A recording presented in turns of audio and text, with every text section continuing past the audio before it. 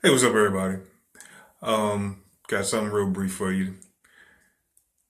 Imagine that as we were lost in our sins in a world of darkness, if there wasn't someone who tried to resemble the light of Christ or try to emulate the words of Christ or try to just really be a true believer, and that person never existed in our lives, we wouldn't have a true example. We didn't have somebody to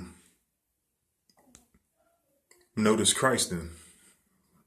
How how much would that impacted our life? Whether that was a relative, whether or not that was pastor, friend, who knows what it was. Maybe it was a loved one. Um, but anyway, uh, imagine that person that exists.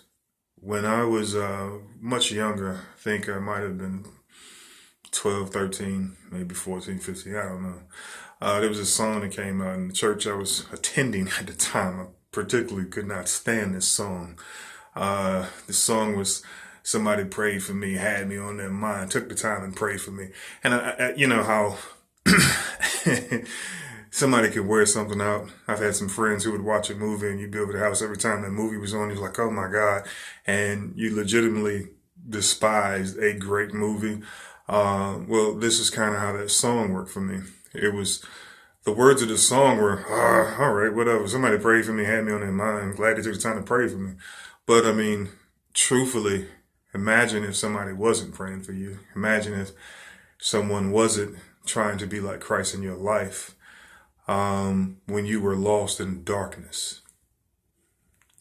Now imagine that there's people in your life that if they don't see the light of Christ through you, they may not see anything at all. Imagine that.